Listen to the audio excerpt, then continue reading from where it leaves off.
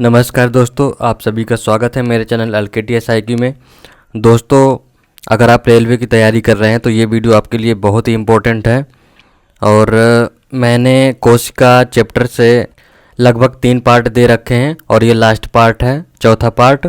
और इसमें ये 25+ क्वेश्चन रहेंगे। अगर आप इन चारों पार्टों को देख लेते हो तो कोशिका से ये गारंटी है कि आप क्वेश्चन छूट के नहीं जाने वाला है। तो ज़्यादा देर ना करते हुए शुरू करते हैं अपने पहले क्वेश्चन से। पौधों में पाया जाने वाला नीला, बैगनी, लाल फ्लेवोनाइड वर्ण किस उपस्थिति के कारण होता है? तो आंसर है एंथोसाइनिन। ये सारे के सारे क्वेश्चन प्रीवियस ईयर पेपर से लिए गए हैं, तो आप इसमें कंफ्यूज नहीं होना है कि ये ये क्वेश्चन कहाँ से लिया गया है या फिर कहीं से भी उठा के ले लिया गया है। तो ऐसा कुछ नहीं है। ये RRB या फिर SSC किसी न किसी एग्जाम में से पूछा गया है, उन्हीं में से रखा गया है। प्रक्रमित कोशिका मृत्यु के कोशिकीय और आणविक नियंत्रण को क्या कहते हैं? तो आंसर रहेगा एपोप्टोसिस। जीव द्रव्य के सूखे भाग में पाए जाने वाले सर्वाधिक तत्व कौन सा है? तो आंसर रहेगा प्रोटीन। जीव द्रव्य को जीव का भौतिक आधार भी कहा जाता है और ये हक्सले ने कहा था। जीव द्रव्य की खोज किसने की थी? 1835 में डुजार्डिन ने जीव द्रव्य की खोज की थी। हक्सले ने जीवन का भौतिक आधार बताया था, भौतिक आधार। और पुरकेंजे ने नाम दिया था।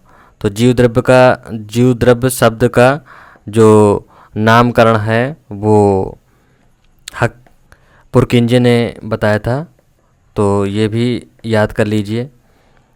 सर्वप्रथम जंतु कोशिकाओं में राइबोसोम को किसने देखा था? तो आंसर आएगा GE पैलेड। ये मैंने कई बार बता रखा है अपने पहले के वीडियो में भी,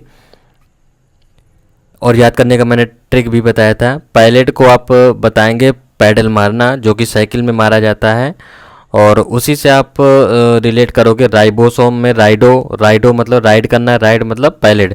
इस तरीके से आप रिलेट कर लेंगे तो आप याद करने में आसानी रहेगी। और खोज कब कर रही थी इन्होंने? 1955 में। राइबोसोम को प्रोटीन फैक्ट्री भी कहते हैं। अंतःप्रद्रव्य जालिका की खोज किसने की थी? तो आंसर रहेगा इसका KR पॉटर। तो रॉबर्ट हुक ने 1665 में कोशिका की खोज की थी। और अगर पूछा जाए कि जीवधारी की सबसे छोटी इकाई कौन सी होती है, तो कोशिका होती है। और पैलेट को तो मैंने बता ही रखा है कि राइबोसोम की खोज करी थी। जेसी बोस को आप जानते हैं क्रेस्कोग्राफ के खोज करता है। और पोर्टर आंसर इनके रहेंगे। इलेक्ट्रॉन सूक्ष्मदर्शी की खोज किसने की थी? तो आंसर रहेगा नॉल एंड रस्का ने।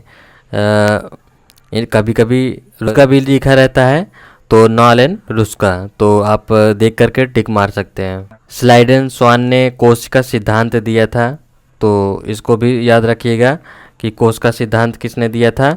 तो स्लाइडेन स्वान ने दिया था कोशिका सिद्धांत। वाटसन और क्रिक ने DNA की संरचना बताया था। और अगर पूछा जाए कि पहला वाणिज्यिक इलेक्ट्रॉन सूक्ष्मदर्शी इलेक्ट्रॉन माइक्रोस्कोप की खोज किसने की थी, यानी कि बनाया किसने था? तो आंसर रहेगा सीमेंस करके एक कंपनी है, इसने बनाया था पहला वाणिज्यिक इलेक्ट्रॉन माइक्रोस्कोप। यदि माइटोकॉन्ड्रिया काम करना बंद कर दे तो कोशिका में कौन सा कार्य नहीं होगा? तो आंसर है भोजन का ऑक्सीकरण नहीं होगा। और माइटोकॉन्ड्रिया से बता दें आपको, कोलिकर ने खोज करी थी 1857 में। कोलिकर ने खोज करी थी, कब करी थी? 1857 में। और सी बेंडा ने नाम दिया था माइटोकॉन्ड्रिया। और एक क्वेश्चन और इससे पूछा जाता है, DNA नाभिक के अलावा और कहाँ पाया जाता है? तो आप बताओगे माइटोकॉन्ड्रिया में। एक क्वेश्चन यहाँ से बना लेता है। माइटोकॉन्ड्रिया को ही पावर हाउस कहते हैं, तो ये पावर हाउस नाम किसने दिया था? तो सी बेंडा जी ने ही दिया था। फूलों और बीजों को विभिन्न प्रकार के आकर्षण रंग कौन प्रदान करता है? तो आंसर रहेगा क्लोमोप्लास्ट। क्लोमोप्लास्ट। और मैंने बताया था कि लवक 3 प्रकार के होते हैं, कई बार बता चुका हूँ। और उन्हीं में से एक वर्णी लवक होता है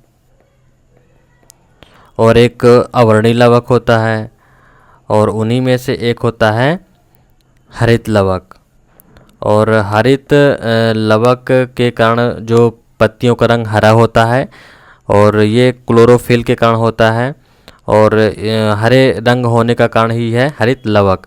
और अवर्णी लवक में जैसे जड़ हो गया, वहाँ पर ये अवर्णी लवक पाया जाता है, और ये अवर्णी है यानी वर्ण नहीं है।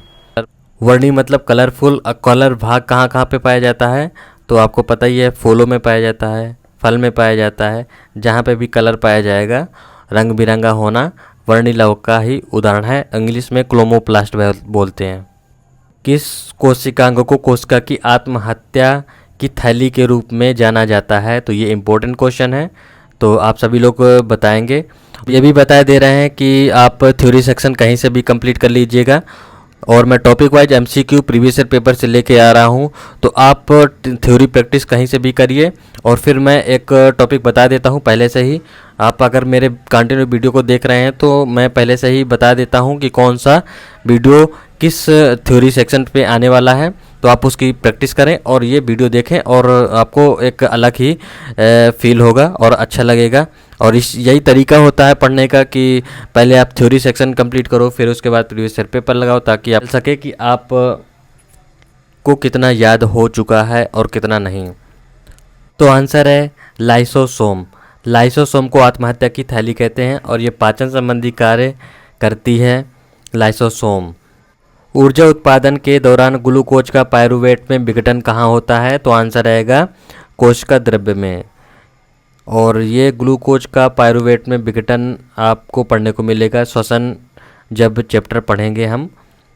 अगला क्वेश्चन है, कोशिका के केंद्र के अतिरिक्त निम्न में से किन 2 कोशिकांगों के अपने डीएनए और राइबोसोम होते हैं? तो आप आंसर क्या बताओगे? तो आंसर रहेगा लवक और माइटोकॉन्ड्रिया। माइटोकॉन्ड्रिया में ऑक्सीजन की मदद से पायरुवेट के विघटन के दौरान कार्बन के कितने अणु बनते हैं? तो आंसर रहेगा 3। स्लाइडेन एंड स्वान द्वारा कोशिका सिद्धांत निम्नलिखित में से किन जीवों पर लागू नहीं होता है? तो आंसर रहेगा विषाणु। विषाणु पे ये लागू नहीं होता है, बकाया शैवाल, कवक, जंतु पर लागू होता है। और कोशिका शोध सिद्धांत स्लाइडेन और स्वान ने दिया था, ये आपको पता ही है। निम्नलिखित में से कौन से कोशिकांग केवल पादपों में पाए जाते हैं? तो आपको पता ही है कि लवक केवल पादपों में ही पाया जाता है, और ये मनुष्यों में नहीं पाया जाता है। एक पीढ़ी के दूसरे पीढ़ी में वंशागत होने वाला आनुवांशिक पदार्थ कौन है? तो आंसर रहेगा डीएनए। डीएनए का फुल फॉर्म होता है deoxy ribose nucleic acid. DNA की खोज 1869 में फ्रेडरिक मिशर के द्वारा खोज की गई थी।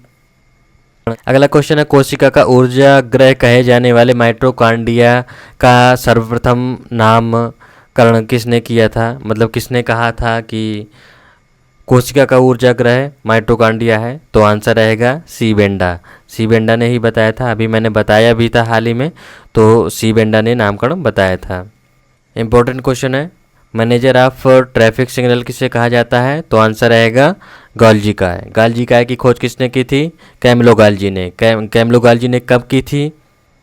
1898 में कैमिलो गॉल्जी ने गॉल्जी काय की खोज की थी। ताराकाय की खोज किसने की थी? तो आंसर रहेगा बोवेरी ने ताराकाय की खोज की थी। चार्ज गाल्जी ने गॉल्जिकाय की खोज की थी।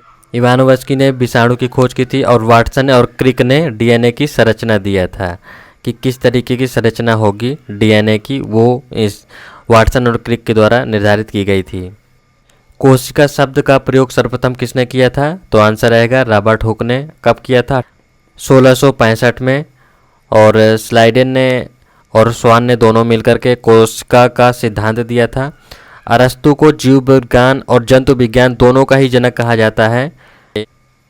और प्लाज्मा झिल्ली बनी होती है, किससे बनी होती है?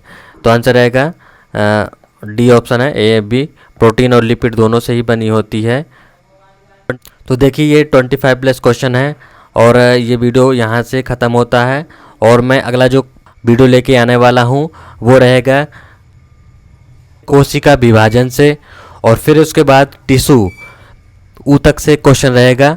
आपको पता ही है कि रेलवे का एग्ज़ाम नवंबर में फिक्स कर दिया गया है। आप किसी की भी तैयारी कर रहे हो, एलपी, टेक्नीशियन, जेई, साइंस, जहाँ पे भी पूछी जाएगी तो ये क्वेश्चन आने ही वाले हैं। सीरीज़ को बनाए रखने के लिए सब्सक्राइब ज़रूर कर दें। Thank you, bye bye.